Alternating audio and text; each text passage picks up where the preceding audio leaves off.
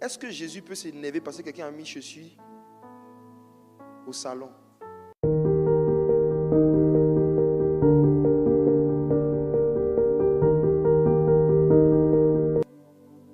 Voici maintenant deux grandes manifestations de la douceur de Christ dont vous devez vous revêtir. Ça veut dire qu'il faut prendre la décision de faire ça. Première manifestation, être lent à la colère. Première manifestation de la douceur que vous devez prendre la décision de manifester avant la fin de l'année. N'attendez pas 31, oui, il prend mes résolutions, nouvelle année, nouvelle résolution. Arrêtez ça. Prenez les résolutions aujourd'hui. Être lent à la colère, être lent à la colère, être lent à la colère. C'est l'un de mes exercices spirituels favoris. La Bible dit exercez-vous à la piété, exercez-vous aux choses spirituelles. C'est un exercice, être lent à la colère. On va lire des versets puis on va expliquer c'est quoi être lent à la colère, puis comment on fait ça. Être lent à la colère. Exode chapitre 34, verset 6. C'est un caractère de Dieu pour lequel vous devez jeûner, prier. Seigneur, je veux devenir lent à la colère. Exode 34, verset 6. Et l'Éternel passa devant lui et s'écria: L'Éternel, l'Éternel, Dieu miséricordieux et compatissant, lent à la colère, riche en bonté et en fidélité. Mes frères et sœurs, Moïse a dit à Dieu qu'il voulait voir sa gloire. Dieu a décidé de passer devant lui. Et quand il est en train de passer devant lui, Dieu commence à se présenter. Au verset 6, l'Éternel passa devant lui et s'écria. Qui s'écria? L'Éternel. L'Éternel.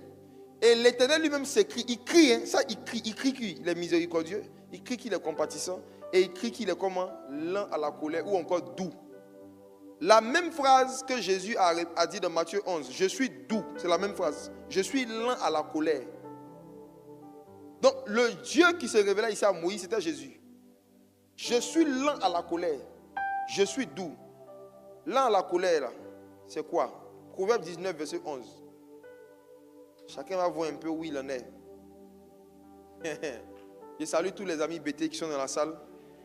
Je sais qu'il y a des choses, ce n'est pas facile pour vous. Avec les guerriers aussi, ce n'est pas facile. Il y a des choses, c'est le sang en fait. Mais Dieu va nous aider. Le sang de Jésus est fort. Le sang de Jésus est plus fort. Proverbe 19, verset 11. Oui. L'homme qui a de la sagesse est lent à la colère, et il met sa gloire à oublier les offenses. Être lent à la colère, en français facile, ce n'est pas s'énerver vite. C'est être quelqu'un, pour qu'on puisse te mettre dans un état de colère, il faut beaucoup de choses. Être lent à la colère, ce n'est pas s'énerver avant Dieu. Je reprends. Être lent à la colère, c'est décider de ne pas s'énerver avant Dieu. C'est décider de ne pas s'énerver pour les choses qui n'énervent pas Dieu. C'est décider de ne pas se mettre en colère pour les choses pour lesquelles Jésus ne se serait jamais mis en colère. Oh, vous qui avez des enfants, s'il vous plaît, écoutez-moi.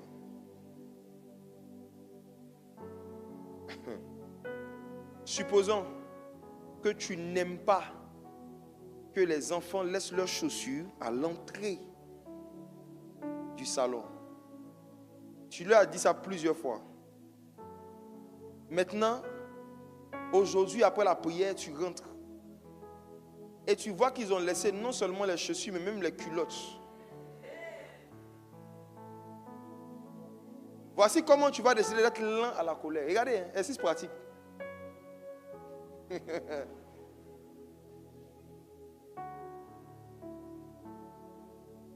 Quelqu'un a fait quelque chose que tu n'aimes. Tu lui as dit de ne pas faire, de ne pas faire.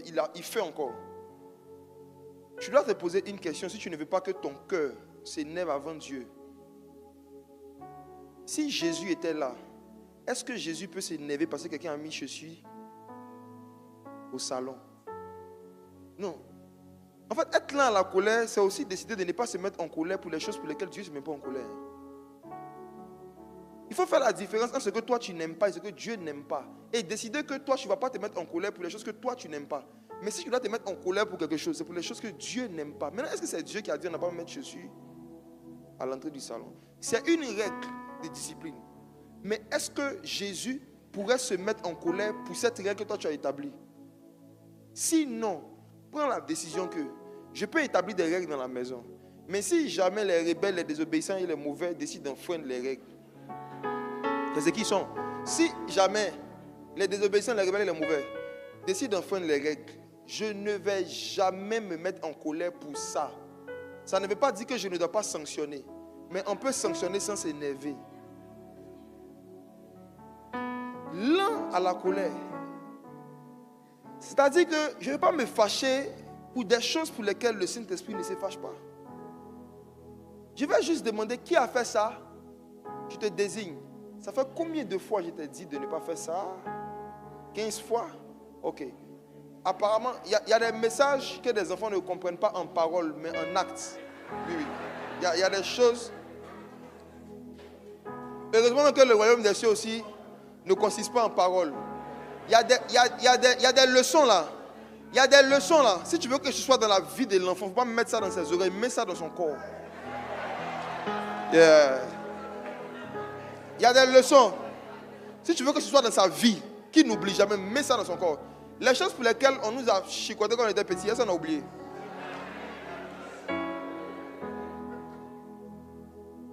Mais on peut chicoter sans colère.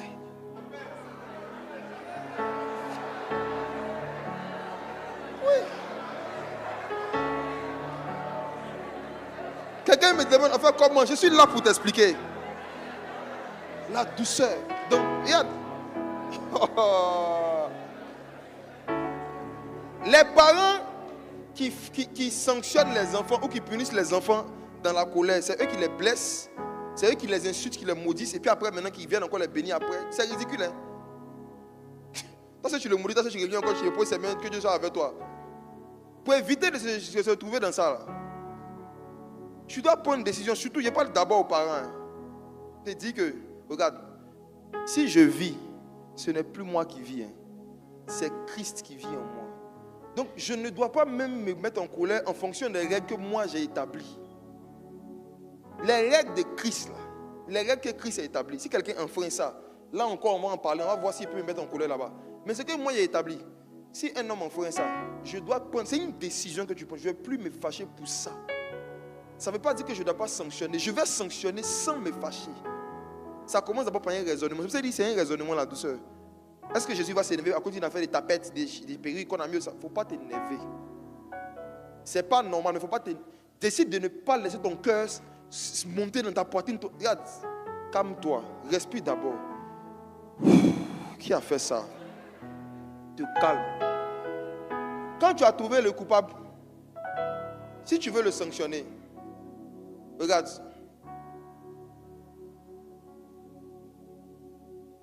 Ça dépend de la sanction aussi. Hein. Voilà. Tu choisis ta sanction et puis tu te dis encore en toi-même. C'est ce que tu te dis en toi-même qui est important. Oh. Saint-Esprit, tu as dit que celui qui éloigne la verge de l'enfant n'aime pas son âme. J'aime son âme. Non, il faut prier avant de d'abord. Regardez, tout ce qu'on prie avant de faire, on le fait pousser par l'esprit. Là, tu vois, tu te calmes. Quand vous voulez sanctionner, priez d'abord. Dis Seigneur, aide-moi à ne pas corriger dans la chair, mais dans l'esprit. Je suis sérieux. Hein? Essayez, ça marche. Tu dis Seigneur, en fait, le but, c'est de sanctionner pour éveiller la conscience à un certain niveau, pour que la personne prenne la chose au sérieux. Les sanctions ont plusieurs formes. Les sanctions ont plusieurs formes. Ce n'est pas forcément même, tu vois, non? Tu peux regarder ce qu'il aime, là, puis lui interdit ça. Bien lui imposer quelque chose. Il faut veiller à ce que dans ton cœur, là, il n'y a pas de colère. C'est le plus important.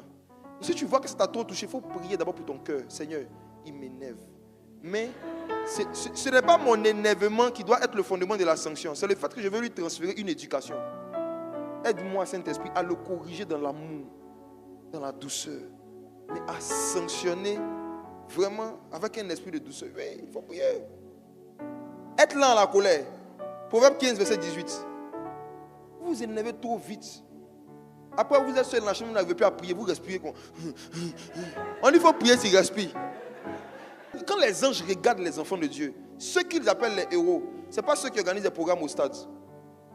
C'est ceux qui ne répondent pas au mal par le mal en ville.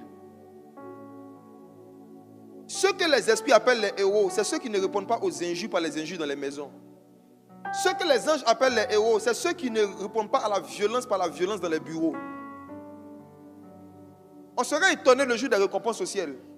On va voir des gens que nous appelions sur la terre grands hommes de Dieu, mais c'était des grands colériques. Et quand Dieu va commencer à donner les récompenses aux héros, quand Dieu va appeler les héros, vous serez étonnés.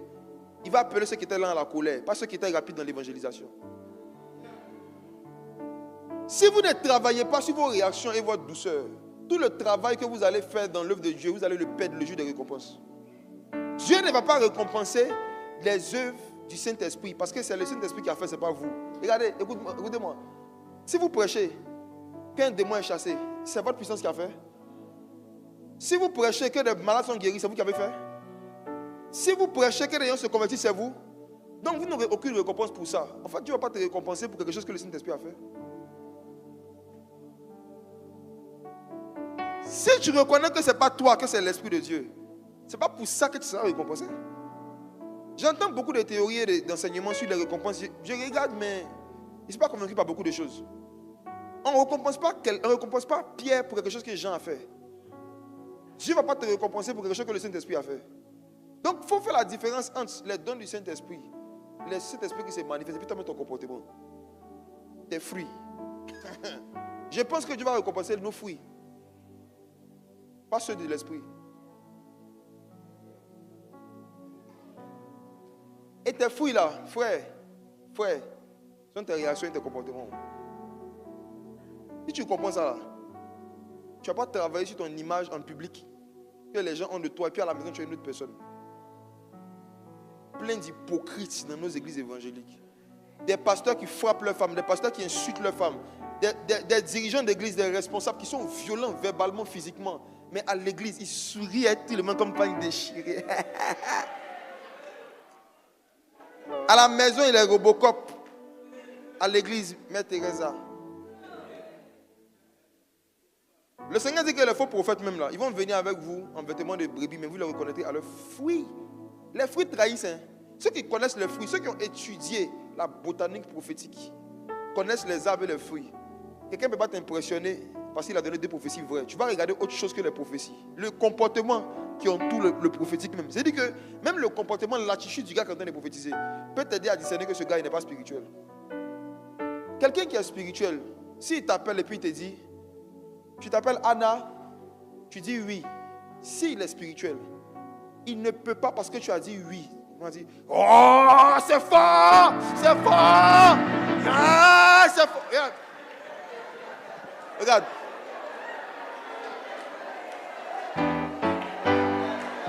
Écoutez, quelqu'un qui est spirituel et qui est logique ne doit pas lui-même être impressionné par le fait qu'il t'a dit quelque chose que tu savais. Tu ne savais pas que tu t'appelais Anna.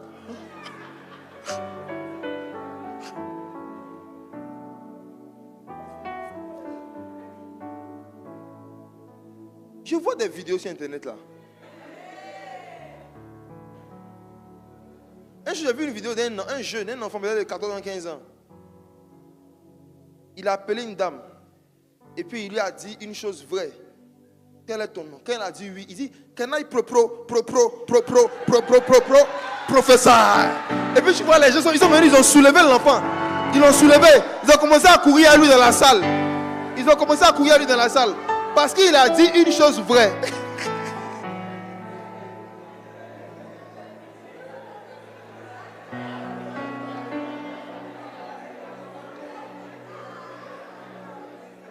Prenez la décision de ne vous laisser toucher et impressionner que par des fruits. Les fruits. J'avais dit, même quand je suis en train de te dire des choses vraies, le fruit, la finalité de tout ça, c'est quoi? Est-ce que je vais régler un problème concret que tu as? Est-ce que je vais te donner une direction par rapport à ta vie?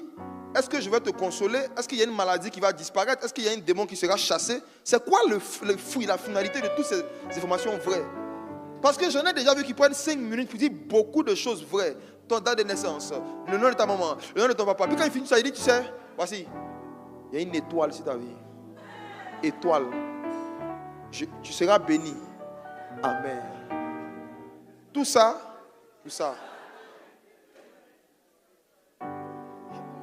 Cherchez les fruits. Cherchez des fruits.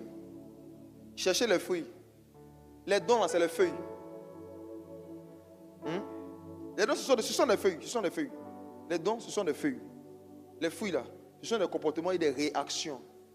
Des réactions. Tu pries pour quelqu'un qui était censé être malade. La personne guérit. Tu t'appelles Kofi. Et puis toute la salle commence à crier Kofi, Kofi, Kofi. Et puis on vient, on te soulève. Et puis tu fais comment?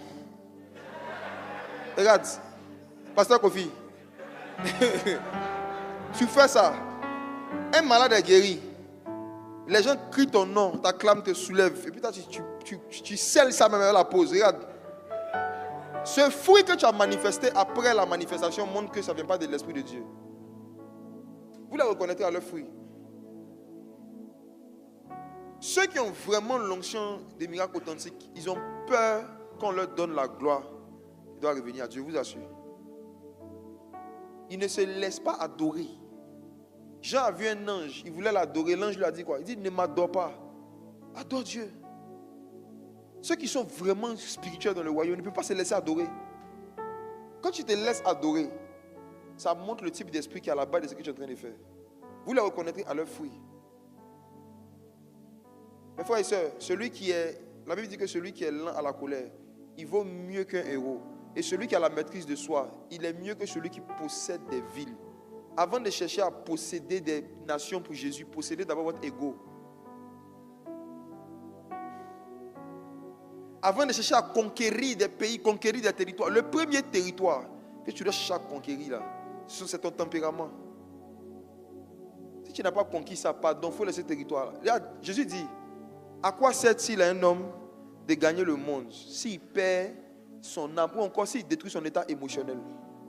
Il faut travailler sur ton âme d'abord. Avant que tu ne naisses là, le monde existait. Les pécheurs ont toujours été là. Après ta mort, il y aura toujours des pécheurs à sauver. Non, toi. Le monde sera toujours là, mais toi, tu ne seras pas là pendant longtemps. Et ce que tu vas faire de ton âme, c'est ce qui va déterminer où tu vas aller. Et ton âme, n'oublie pas, c'est le siège de tes émotions et de tes réactions. Si tu sais que tu es violent, tu te fâches vite, tu t'énerves vite, tu cries. Écoute, jeûne et prie pour ça. Et réveille-toi de douceur. Prends ce message-là, réécoute. Et puis prends des décisions que je ne vais plus m'énerver vite. Je ne vais plus faire ça. Les choses pour lesquelles Dieu s'énerve, tu es déjà énervé. Tu te fâches plus vite que Dieu. C'était le cas de Moïse. Moïse était un homme très doux, très patient. Mais un moment, la Bible dit que Moïse était sur la montagne. Et puis Dieu lui dit, descends et va voir ce que ton peuple est en train de faire. Le peuple était en train d'adorer un veau d'or. Il s'est tombé dans l'idolâtrie. Dieu même avait vu ça avant Moïse. Dieu n'était pas en colère. Dieu était calme. Puis il est venu dire à Momo, il faut descendre, tu vas voir ce que j'ai vu. La Bible dit que le prophète Momo, quand il est descendu avec les tables, quand il a vu les gens en train d'adorer le veau d'or, qu'est-ce qu'il a fait? Il a pris les tables là, il a cassé, table que Dieu lui-même a fabriqué, il a écrit. C'est Dieu qui a adoré. Il dit, est-ce que c'est Dieu qui a adoré le veau d'or? C'est comme si, moi je te donne mon portable, il te donne mon téléphone. Il te dit, va dehors, tu vas voir, les gens sont en train de faire des bêtises. Maintenant, quand tu arrives dehors, tu vois les gens faire des bêtises. Et puis, c'est mon iPhone là. S'il casse, j'ai fait quoi dans l'affaire? C'est ce que Moïse a fait à Dieu. Dieu fabrique ses tablettes. C'est Dieu qui a fait les premières tablettes. Avant Paul. Dieu fabrique les tablettes. Il donne les tablettes à Moïse. 2 tablettes. 2. Combien de pouces? Je ne sais pas.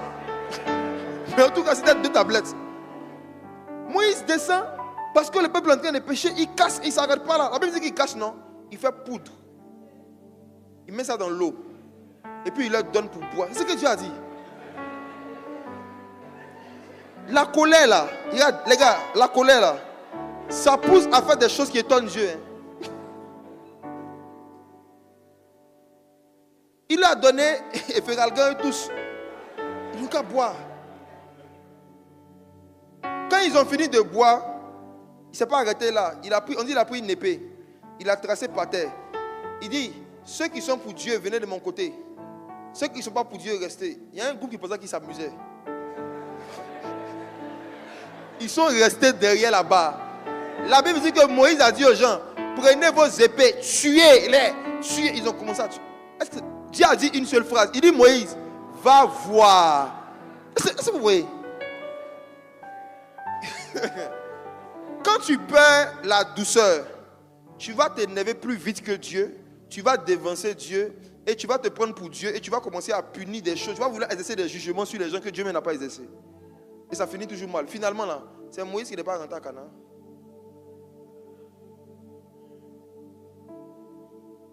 Si vous blaguez avec la colère, vous n'allez pas rentrer dans les prophéties que Dieu vous a données. Moïse même qui a dit aux gens allant à Canaan, il n'est pas rentré à cause de la colère. Beaucoup de gens, Dieu voulait faire des choses avec eux cette année 2025. Mais quand il t'a donné des petits tests, tu étais au volant, il a envoyé un bakaman poussé par l'esprit. Un bakaman prophétique qui a fait exprès. Des mal conduits et puis les anges se regardaient. Enfant de Dieu, chien là, ça va chez toi. L'ange Gabriel fait quoi? C'est ça, il dit, elle va ouvrir le réveil. Toi, tu veux faire le réveil, toi.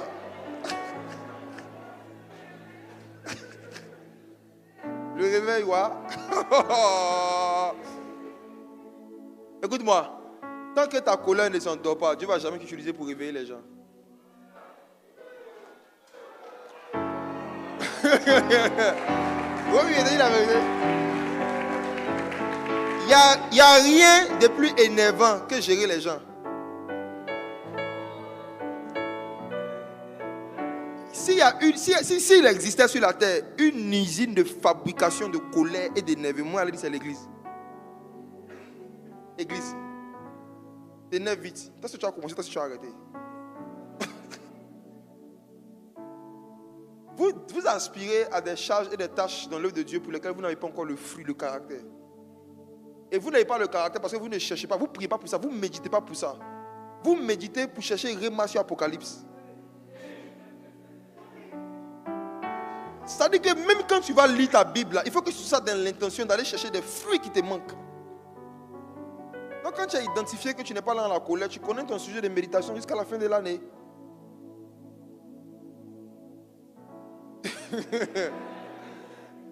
Deuxième grande manifestation de la douceur, c'est être lent à parler. Acte 1, verset 19. Une autre manifestation de la douceur, c'est être lent à parler.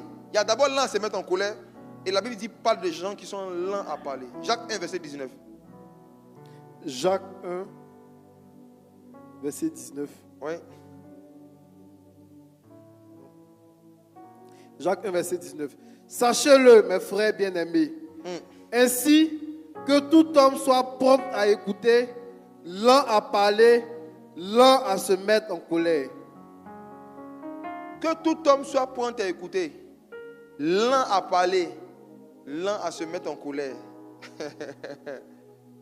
Lent à parler, prompt à écouter. Avez-vous déjà remarqué que si vous fermez une de vos deux oreilles, vous allez continuer à entendre ce qu'on dit? L'homme n'a pas besoin de deux oreilles pour entendre. On a deux oreilles, on a une seule langue. Dieu a placé les choses ainsi pour nous dire qu'on doit écouter beaucoup puis parler peu.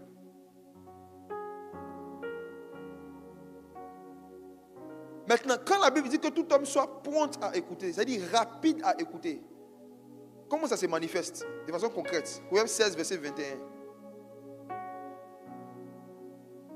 Proverbe 16, verset 21. Oui.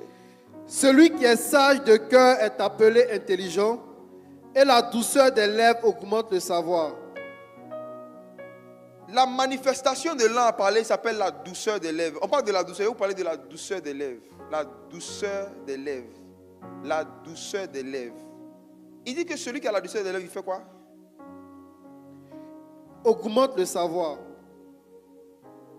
Ça veut dire celui qui a la douceur des lèvres, là, les gens aiment l'écouter, enseigner ou écouter leur donner des conseils. Il y a des gens ici, là, les gens n'aiment pas quand vous leur donnez des conseils. Parce que vos lèvres, là, il n'y a pas la douceur dedans.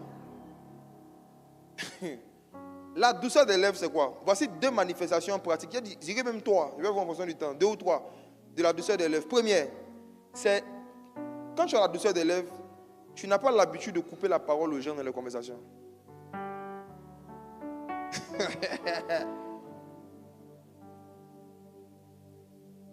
L'une des manifestations de la douceur des lèvres, c'est de prendre la décision d'être lent à parler. Et être lent à parler, c'est quoi? Ça veut dire que quand je suis en train de parler avec quelqu'un, quand la personne est en train de parler, même si je pense que je sais où est-ce qu'elle veut en venir, je ne dois pas couper la parole. Avoir l'habitude de couper la parole aux gens, ça montre qu'il y a la violence en toi. C'est une manifestation de la violence. Couper la parole aux gens, tu n'as pas la douceur des lèvres. C'est un manque de douceur. Pourquoi? Parce que avoir l'habitude de couper les gens est un esprit de supériorité. C'est parce que tu te crois trop intelligent ou tu penses que tu as un don de prophétie trop aiguisé qui fait que tu connais les choses à l'avance. Tu sais à l'avance ce qu'elle veut dire. Je vois où tu veux en venir. Je ne te coupe pas la parole, mais... Écoutez-moi. Quand vous êtes en train de parler avec quelqu'un, pour savoir si vous l'écoutez avec douceur ou avec violence, on peut écouter avec violence. Pour savoir si tu es en train d'écouter avec douceur ou avec violence, regardez ce qu'il faut faire. Quand la personne est en train de te parler, il faut regarder comment est-ce que ton âme réagit à l'intérieur de toi. Si tu es pressé que la personne finisse pour parler, tu es violent.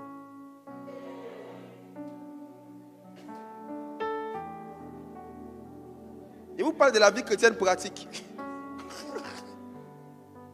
Pendant que tu es en train d'écouter la personne là, ton cœur dit, c'est comment ici.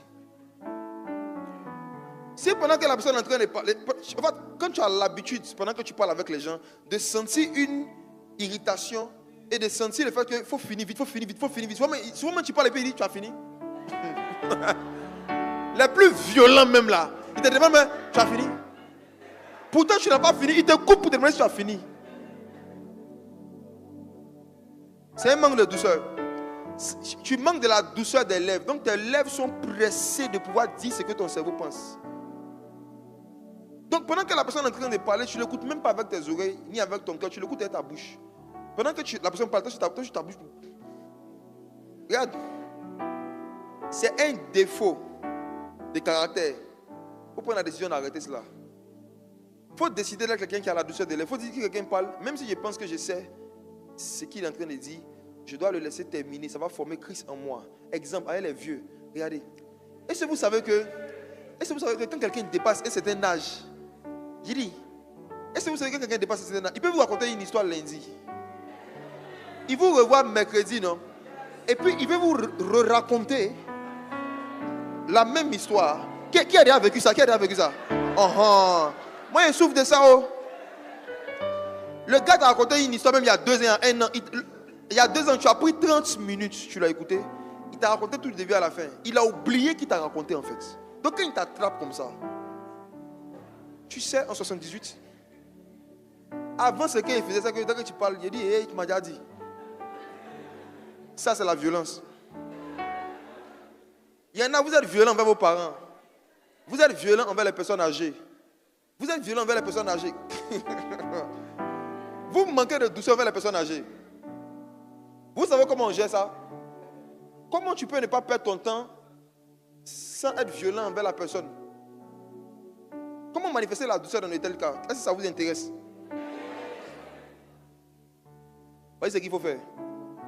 Quand un vieux ou une vieille en train de te raconter, il y a des amis mais ils sont jeunes et ils ont un comportement comme ça. Il est en train de te raconter avec beaucoup de détails. Quelque chose qu'il t'a déjà raconté parce qu'il a oublié qu'il t'a raconté. C'est ce que tu fais. Pendant qu'il est en train de parler, écoutez bien ce que je vais vous dire. Si c'est quelqu'un qui non seulement en plus d'être âgé, vit seul, ou bien est divorcé, ou bien est séparé, ou bien en tout cas quelqu'un qui vit seul, quelqu'un qui n'a pas l'habitude de voir des gens, qui ne vit pas avec les gens, laisse-le parler. Je réponds, écoutez bien ce qu'elle vous dit. Si la personne qui est en train de faire ça, c'est quelqu'un qui vit seul, qui n'a pas quelqu'un avec lui, laisse-le parler. Tu sais pourquoi? Il y a des gens qui ont des blessures intérieures, des blessures émotionnelles ou des douleurs dont ils ne guérissent que quand quelqu'un les écoute. Ça veut dire, en fait, de la même manière que toi, quand ton ventre est ballonné, il y a pas l'image pour que tu n'oublies jamais. Quand ton ventre est ballonné là, tu vas aux toilettes pour te libérer. Et si les toilettes t'empêchent de te libérer, imagine-toi, tu peux t'asseoir, depuis les toilettes disent non, tu t'es déjà assis,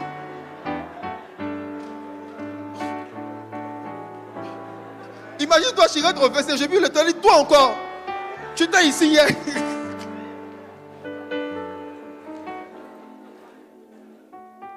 Il y a des gens qui parlent de certaines histoires pour se libérer émotionnellement. Le but, ce n'est pas de t'informer. Ils sont venus se libérer. Donc toi, tais-toi. Laisse-les se libérer.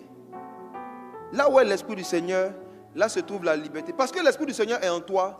Des personnes souvent qui te voient peuvent avoir une envie en fait de se libérer encore et encore. Tu vois, non? De certaines choses émotionnelles qui sont en eux. Donc ils se libèrent en racontant des récits. C'est pourquoi vous allez voir que même dans les dessins animés, dans les films, au village, c'est les vieux qui racontent l'histoire. Ils peuvent raconter même l'histoire là, chaque soir. Les enfants sont là. Regarde. Une des façons de guérir les gens, ce n'est pas leur parler de Dieu, c'est de les écouter comme Dieu. Je réponds. L'une des façons de guérir les blessures des gens, ce n'est pas de leur parler de Dieu. C'est comment? Les écouter comme Dieu. Toi, ce n'est pas les mêmes péchés là que tu viens raconter à Dieu chaque fois. Qui ici est déjà venu se repentir un jour pour un péché qu'il avait déjà commis. Et puis quand Dieu t'a vu, t'as dit, hé, ça te m'a parlé de ça, Est-ce que vous remarquez que Dieu nous écoute, hein?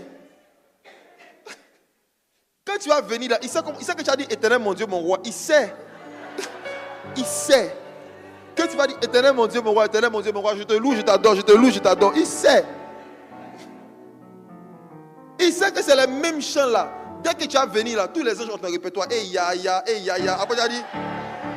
Après tu as dit, assis sur le trône, les anges savent. Mais on t'écoute. C'est le même chant, mais on t'écoute, non? C'est un caractère de Dieu que d'écouter quelqu'un raconter la même chose parce que ça peut le guérir. C'est dans le cas de quelqu'un, comme il a dit, qui est probablement dans une forme de solitude, une forme de frustration. Il faut l'écouter. Il ne faut pas l'entendre, il faut l'écouter. Maintenant, si à un moment ton temps est arrivé,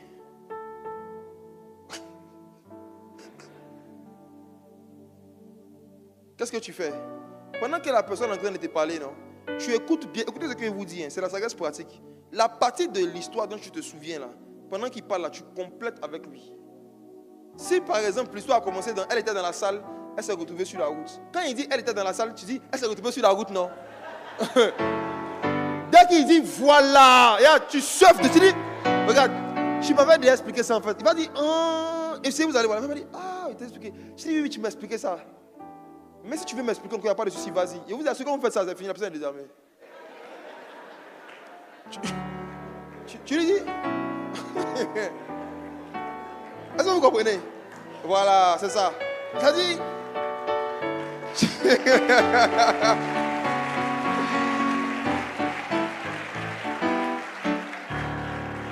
si vous voyez quelqu'un en train de vous raconter la même chose, dites dans votre cœur que Dieu veut m'apprendre à écouter comme Dieu.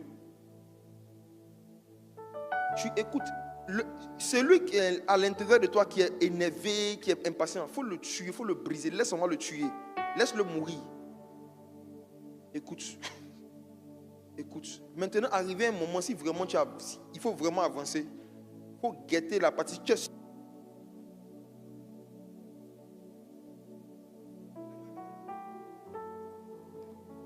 Si tu es sûr que tu as retenu tout ce que la personne t'avait dit là, il faut lui prouver ça comment? Pendant que la personne parle là, tu dis, et puis elle est partie devant la porte, non? Il dit, vas-y, voilà. J'ai dit, oui, tu m'as raconté ça. Mais si tu veux raconter, vas-y. C'est quelqu'un de violent. Lui aussi, il va dire, il t'a raconté, c'est pas grave. Il te raconte encore.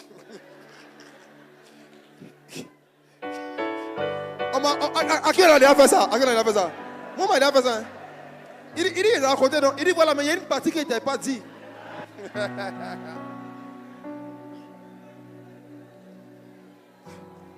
Faut pas t'énerver. Faut prendre ça avec douceur. Faut prendre ça avec douceur. Dis-toi que Dieu veut sûrement augmenter ma capacité d'écouter les mêmes personnes raconter les mêmes choses. Ce n'est pas grave.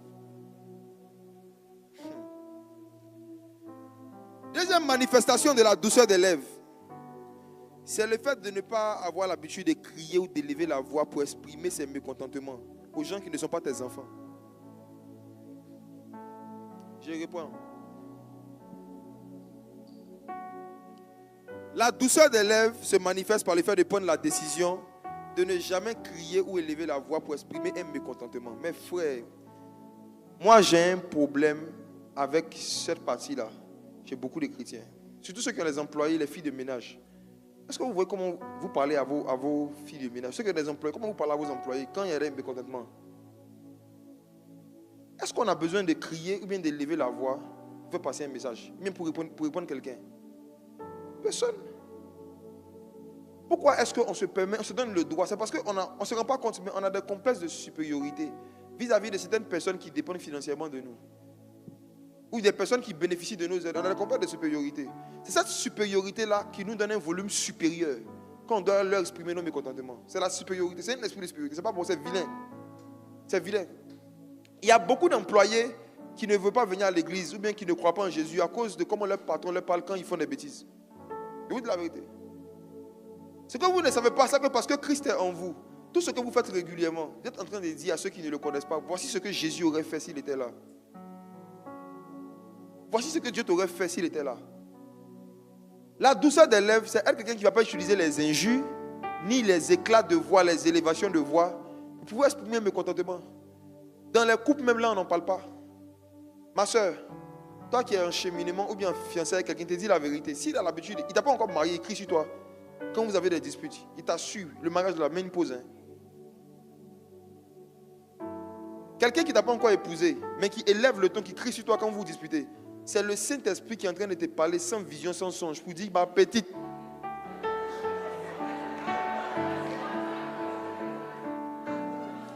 Jésus dit, je suis doux et homme de cœur. Donc venez, je vais donner du repos à vos âmes. Je vous ai dit qu'au début, quelqu'un qui n'est pas doux, qui a l'habitude de crier là, ton âme, il va fatiguer ton âme.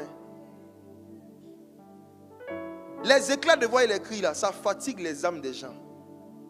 Quand il y a des disputes, je veux dire, tu vois, efforcez-vous, prenez la décision de dire que si je suis énervé là, quand je suis dans un état de colère, je ne veux pas exprimer mon mécontentement quand je sens la colère. Parce que quand tu es en colère, c'est la colère qui a la télécommande de ta voix. C'est la colère qui appuie sur plus le volume. C'est la colère qui dit. La colère contrôle tout ce en qui elle est. La colère nous contrôle. Quand on est en colère, là, en fait, tu ne te vois pas parler. C'est pourquoi on te dit, mais il ne faut pas crier. Tu as dit, mais je n'ai pas crié. Je n'ai pas crié. J'ai crié à quel moment?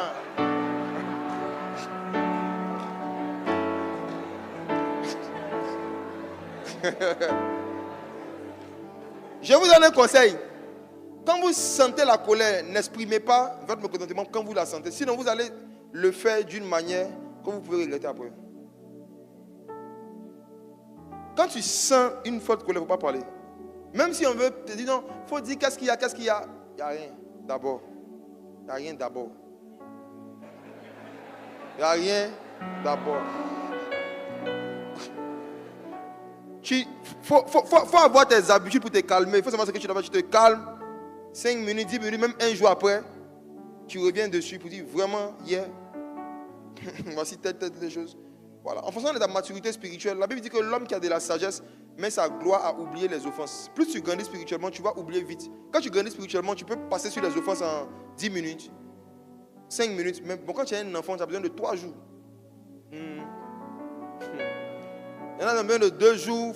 Il faut respecter les délais des gens aussi. Hein. Voilà. Il y en a besoin de 2 jours pour se calmer. Mais ça te montre que spirituellement parlant, tu vois, tu n'es pas aussi spirituel que ce que tu croyais. La spiritualité là, on dit qu'il faut montrer ça par la douceur de ta conduite, la douceur. Donc tu dis, bon, pendant que je suis en colère là, si je parle, je vais élever le ton. Crier, c'est pas bon. Dieu nous a aidés. Enfin, mais moi, on s'est fait une promesse. Personne ne va jamais entendre. Il ne vient pas parler des voisins, ils sont trop loin. Les enfants, les habitants de la maison. Il y a plusieurs frères et sœurs qui ont vécu avec nous pendant des années. Vous n'allez jamais nous entendre nous crier là-dessus. On n'a jamais fait ça. On va dans la 9e année de mariage. Il n'y a personne qui peut dire qu'il nous a déjà vu en train de nous crier là-dessus. Ça ne veut pas dire qu'on s'est... c'est faire des trucs. Hein. Il y a des désaccords, il y a des disputes souvent, mais on ne dispute pas un cri. Hein. Tu peux exprimer ce qui t'a blessé sans utiliser la voix d'un lion. Tu es censé être une brebis de Jésus. En fait, non, c'est des décisions et des conventions qu'on prend avec soi-même d'abord. Oui. Tu ne faut pas te permettre et te justifier, te permettre de tolérer le fait que toi, quand tu es énervé, là, je dois crier et te dire non, parce que j'étais énervé, il fallait que je me défoule. Frère. Il faut renoncer à toi-même. Jésus dit que si quelqu'un veut me suivre, qui renonce, ça c'est toi-même. Tu réagis comme toi-même. Toi-même, là, c'est pour ça que tu réagis. Mais réagis comme Christ. Il faut prendre la décision que non, je ne vais pas réagir. C'est vrai que je suis bêté, mais pas réagir comme les bêtés. Je suis une nouvelle créature. Je veux réagir comme qui? Comme Christ. Donc quand je sens que le bêté qui en moi veut se réveiller, je le calme. Je laisse Christ parler. Et Christ, là, il dit, je suis doux et homme de cœur. Voilà. Quand vous allez grandir dans la douceur, quand vous allez pratiquer ce que je dis, vous allez arriver à un niveau où, même quand vous êtes très énervé, personne ne sait. Vous pouvez arriver à un niveau de maîtrise de soi où votre mécontentement émotionnel n'apparaît même pas sur votre visage. C'est à ce niveau-là que Dieu nous attend. David dit que quand on voit la face de Dieu, on est rayonnant de joie. Mais vous savez, souvent on fait des choses, nous qui attristons Dieu, mais quand on vient chercher sa face, Dieu n'a pas le visage serré. Il nous donne la joie, il nous donne les songes. Au point où on ne sait même pas qui nous guette. C'est-à-dire, on prie, Dieu nous parle comme si de rien n'était, il nous enseigne. Pourtant, on a fait quelque chose qui l'a attristé. Et puis c'est un jour, dans une semaine, 2 semaines, dans une prédication, ou bien dans une prophétie, dans quelque chose, Dieu va t'interpeller. Que ça là, ce comportement, c'est pas bon. Mais pourtant, jusque-là, il n'a pas le visage serré comme toi. Attention, ne vous tolérez pas le fait de crier. Et j'ai précisé quand je parlais, j'ai dit quoi, la douceur des lèvres là, c'est de ne pas crier ou bien élever la voix sur des gens qui ne sont pas tes enfants. Parce que pour les enfants, souvent c'est nécessaire dans l'éducation. C'est pour ça que j'ai précisé quoi. Les enfants dans l'éducation, souvent, tu n'es même pas énervé, mais tu dois quand même élever la voix pour qu'ils sachent que tu n'es pas content. Mais tout c'est pas dans ton cœur. Tu peux être très calme dans ton cœur, mais si là tu réagis dans le calme, tu vas fabriquer des impolis. Donc tu cries pour montrer que ça ne se fait pas. Pas parce que tu es fâché. Pierre vient vers Jésus. Jésus dit, je vais aller à la croix, je vais mourir. La Bible dit que Pierre s'est mis à reprendre Jésus. Il s'est mis à le reprendre, à le réprimander. Pierre, toi tu vas réprimander aujourd'hui Jésus. Il dit, à Dieu ne plaise, tu n'iras pas à la croix. La Bible dit, Jésus a dit, arrière de moi, Satan. Jésus a crié sur lui. C'était son enfant. Et ce n'était pas parce que Jésus était en colère. C'était pour chasser Satan. Il y a des démons qui sont derrière certaines personnes qu'on éduque là. Ils ne vont pas partir par des conseils. Tant que tu ne cries pas là, l'esprit qui fait qu'il désobéit, là va continuer. Il y a des gens là, tu dois crier, c'est pour chasser un démon. Il y a des enfants possédés. Si tu ne cries pas là, le démon là va rester où? Dernière manifestation de la douceur dont je veux parler, ça consiste à ne jamais parler à quelqu'un de ses erreurs avec un esprit de supériorité ou de moquerie. La dernière manifestation de la douceur est l'une des plus difficiles à manifester dans la vie chrétienne. Ne jamais parler à quelqu'un de ses erreurs ou de ses péchés avec un esprit de supériorité. Galates 6, verset 1.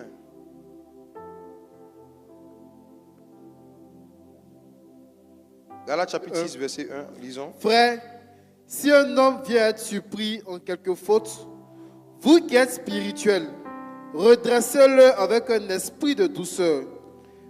Prends garde à toi-même, de peur que tu ne sois aussi tenté. Vous qui êtes spirituels, redressez-le avec un esprit de douceur. On dit même si tu as surpris, on n'a pas dit on t'a raconté. Il y en a même qui n'ont même pas surpris, on l'a raconté, mais c'est eux qui se fâchent. La Bible dit, vous qui êtes spirituels là, si vous surprenez même un homme en quelque faute, si vous voulez le redresser, faites-le avec quoi? Un esprit de douceur. Ça veut dire qu'on peut redresser les gens avec un autre esprit. On peut prêcher la repentance, la sanctification avec un esprit qui n'est pas bon. Et c'est ce qu'on voit en général, qui fait que les gens s'endurcissent. L'esprit de douceur, c'est une intention, et c'est un ton, et c'est une manière. Il dit même si tu as surpris quelqu'un en quelque faute, si tu veux redresser, il faut le redresser avec un esprit de douceur. Pourquoi? Regardez la suite du verset. Redressez-le avec un esprit de douceur. Pourquoi? Portez les fardeaux les uns des autres. Non. Et vous, Relis Galates 6, verset 1. prends garde à toi-même, de peur que tu ne sois aussi tenté. Prends garde à toi-même. De peur que tu ne sois aussi tenté. Prends garde à toi-même. De peur que tu ne sois aussi tenté. Je n'ai pas beaucoup de temps pour vous dire beaucoup de choses sur ce verset, mais retenez une chose. Chaque fois que vous vous redressez mal, quelqu'un qui a commis une faute dans le monde spirituel, dans le monde des esprits, la même épreuve et la même tentation, vous l'invoquez dans votre vie. Si quelqu'un est tombé dans une tentation et que Dieu t'a accordé la grâce de le surprendre, je dis la grâce, c'est pour que tu puisses l'aider à se relever. Mais quand tu ne le relèves pas avec un esprit de douceur, tu l'enterres. Tu enterres quelqu'un qui est vivant, qui est blessé. Crier, se moquer ou bien parler avec un esprit de supériorité à quelqu'un qui a tombé dans une tentation, c'est prendre du sable pour recouvrir quelqu'un qui est blessé. Maintenant, quand tu enterres vivant quelqu'un qui est blessé, c'est ce que tu es en train de faire. Imaginez-vous, qu'est-ce que la police va faire si la police apprend que quelqu'un a enterré un homme pendant qu'il était vivant? Mais la police te fait quoi? Faites attention à vos réactions et à vos actions. Quand Dieu vous accorde l'opportunité de découvrir les fautes des personnes pour qui il a versé son sang, n'oubliez jamais que vous n'êtes pas mort pour un frère. Vous n'avez pas versé votre sang pour sauver un frère ou une soeur. Personne de vos frères ou vos soeurs ne vous doit des comptes par rapport à leur vie. C'est par respect même, et c'est par grâce même qu'on a assis côte à côte l'un à côté de l'autre. Sinon on ne se connaît pas. Ton frère ou ta soeur, ou bien la personne qui est à côté de toi là, tu n'es pas responsable de son âme. Ce n'est pas toi qui l'as créé, ce n'est pas toi qui l'as nourri. Tu ne sais même pas comment il a fait pour se retrouver à l'église ici. C'est Jésus qui a versé son sang pour les pécheurs. C'est lui qui est mort pour eux. C'est lui qui va les pardonner, c'est lui qui va les sanctifier, c'est lui qui va se débrouiller pour qu'ils soient sauvés. Toi, si tu décides de mettre ta bouche dans quelque chose qui concerne quelqu'un pour qui Jésus a versé son sang, s'il te plaît, fais-le avec un esprit de douceur, de peur que toi-même tu ne sois aussi tenté. C'est pourquoi vous aurez le temps de le voir. Mais dans la vie chrétienne, l'expérience l'a montré. Tous ceux et celles qui sont trop durs ou qui se moquent trop de certaines personnes qui ont commis certains péchés, avant de mourir, on les retrouve tous à la même chose. La vie chrétienne a montré ça. C'est l'expérience de la vie. Si vous ne comprenez pas que votre rôle dans la vie, c'est de vous sanctifier vous-même et d'aider vos frères et soeurs à se sanctifier, et que vous n'avez pas le droit de vous moquer d'eux ou bien de les enterrer quand ils sont déjà par terre, vous allez devenir des ennemis de Christ. Parce que ce que Dieu veut, c'est que tous les hommes soient sauvés. Et tous les hommes là, ton frère ou ta soeur qui est tombé là, il est dedans aussi. Dieu veut que tous les hommes soient sauvés. Donc il dit faites attention. Vous qui voulez, il dit vous qui êtes spirituel, parce qu'en général, c'est les gens qui se sentent spirituels qui aiment redresser. Quand tu es conscient que toi-même tu n'es pas bien spirituel là, il y a des choses que tu entends, tu dis Seigneur aide-le, puis tu continues ta route. Ceux qui aiment se jouer au spirituel là, ils deviennent des juges, mais qui n'ont pas été établis par Dieu. Ils exercent leur jugement en dehors du tribunal. Ils jugent au marché. Écoutez-moi, quand quelqu'un est juge, s'il porte sa robe et puis il va se mettre à socosser. Imaginez un juge qui porte sa robe de juge, il se met à socosser et puis il appelle un toi, viens te juger. Tu vas venir? Il n'y a pas le temps de vous parler de ce verset. Même pour juger quelqu'un, il faut que tu sois dans un environnement où on t'établit juge. Tout le monde ne peut pas juger tout le monde. Tout le monde ne peut pas juger tout le monde. La douceur, c'est dit que je vais redresser. On n'a pas dit de ne pas redresser, on dit qu'il faut redresser, mais l'esprit là, l'intention là, c'est laquelle tu fais avec aimabilité et beaucoup d'humilité. On n'a pas dit qu'il faut voir et puis il faut laisser. Non, on dit qu'il faut redresser, mais avec un esprit de douceur. Mais ils ont précisé, vous qui êtes spirituel, quoi. Je ne sais pas si vous avez vu la partie. Il faut relire une dernière fois, on va avancer, une dernière fois. Vous qui êtes spirituel, quoi. Non, soyez humble. Hein. Toi, tu es spirituel actuellement. C'est-à-dire qu'avant de vouloir faire ce genre de travail, même, il faut être sûr que toi-même, ta vie spirituelle, je ne te reproche rien, quoi. Il faut relire le verset, puis on va avancer. Il y a passé dessus. Frère, si un homme vient être surpris en quelque faute, vous qui êtes spirituel. Alors, est-ce qu'on a dit, vous qui allez à l'église? Vous qui êtes spirituel. Vous qui êtes spirituel. Et quelqu'un qui est spirituel, là, quand il est en train de redresser les autres, là, il fait ça avec un esprit de douceur. Donc, tous ceux qui redressent avec violence, avec moquerie, ils sont charnels eux-mêmes. 2 Timothée 2, verset 24. 2 Timothée 2, le verset 20. Or, il ne faut pas qu'un serviteur du Seigneur ait des querelles. Il doit au contraire avoir de la condescendance pour tous, être propre à enseigner, doué de patience. Il doit redresser avec douceur les adversaires, dans l'espérance que Dieu leur donnera la repentance pour arriver à la connaissance de la vérité. Les vidéos que vous voyez où les gens font les débats avec les adversaires, débats bibliques, on ouvre la Bible, un donne l'argument, l'autre donne l'argument. Une des façons de savoir si c'est des débatteurs qui sont de Dieu, il dit il doit redresser les adversaires avec quoi? Avec douceur. Je ne dis rien, je passe seulement. 2 Timothée 4, verset 2. Vous connaissez, c'est moi qui ai parlé. Et puis ça a resté sur moi. 2 Timothée 4, verset 2, mon frère. Prêche la parole. Insiste en toute occasion. Oui. Favorable ou non. Reprends. Censure. Censure. Exhorte. Exhorte. Avec toute douceur et en instruisant. Il faut répondre. Il faut censurer. Il faut exhorter. Mais il faut faire ça avec quoi? Après, ça revient à chaque fois. Parce qu'on peut faire tellement de choses avec violence, avec supériorité, avec un zèle amer et un esprit de dispute. C'est ce qu'on voit le plus. On va s'arrêter là.